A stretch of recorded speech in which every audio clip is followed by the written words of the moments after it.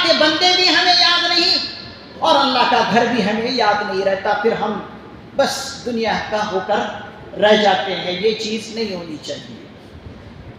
آج زیادہ تر یہی پایا جا رہا ہے لوگوں میں کہ کیا انسان کو تھوڑی سی شہرت ملی، کیا اللہ تعالیٰ نے تھوڑے سے نعمتوں سے نوازا، بس وہ اللہ کو بھی بھول جاتا اور اپنے آپ کو بھی بھول جاتا کہ میری پوزیشن پہلے کیا تھی، میری حالت پہلے کیا تھی، اب میں کیا ہوں، وہ سب کچھ بھول جاتا ہے۔ تو ایسا نہیں ہونا چاہیے۔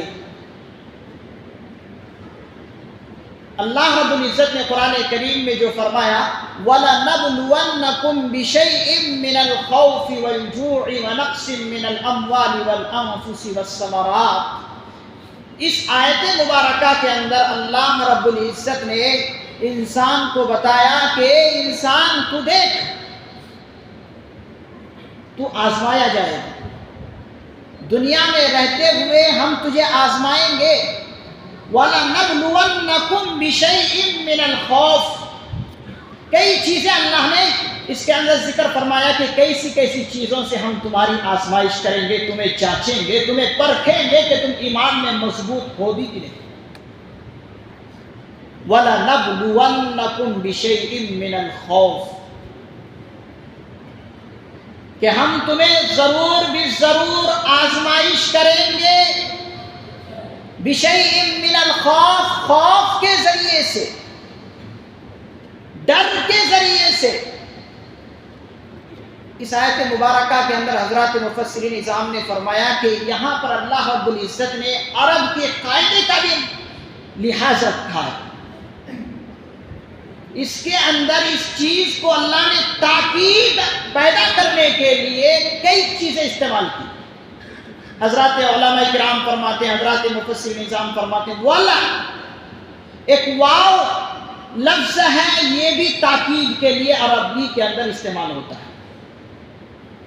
پھر اس کے بعد اللہ نے لام لے کر آئے، والا واو کے بعد واو بھی تاکید کے لیے، اس کے بعد لام، یہ بھی لام تاکید کے لیے آتا ہے عربی کے گرامر میں۔ پھر اس کے بعد حضرات مفسرین نظام فرماتے اللہ نے پھر ایک اور چیز بیان کی کہ نون ثقیلہ لے کر آئے، وَلَنَبْلُوَنَّكُمْ، نون ثقیلہ جو کہ یہ بھی تاکید کے لیے ہی آتا ہے۔ پھر اس کے بعد کم خطاب کا ہے، یہ بھی تاکید کے لیے آتا ہے۔ یہ تمام کی تمام عربیت کے قاعدے کو، عربیت کے گرامر کو سامنے رکھا اور اس کے اندر تاکید پیدا کی اللہ نے کہ تم ضرور بھی ضرور آزمائش کیے جاؤ ان چیزوں سے، خوف کے ذریعے سے۔ کبھی تم پر خوف ڈالا جائے گا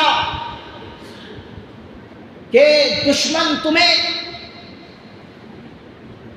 لقمہ اجل بنانے کی کوشش کریں گے، تمہیں نوالا بنانے کی کوشش کریں گے، تمہیں آزمائیں گے۔ تم آزمائش میں اس وقت پکے رہنا، ایمان کی مضبوطی کے ساتھ جمے رہنا، ثابت قدمی دکھانا، ایمان میں مضبوط رہنا۔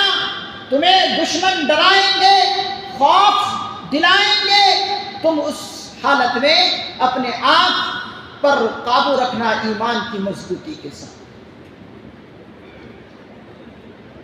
اچھا، یہاں پر اللہ نے خوف کو کیوں ذکر فرمایا کہ خوف کے ذریعے سے کیوں اللہ تعالیٰ آزمائش کریں گے؟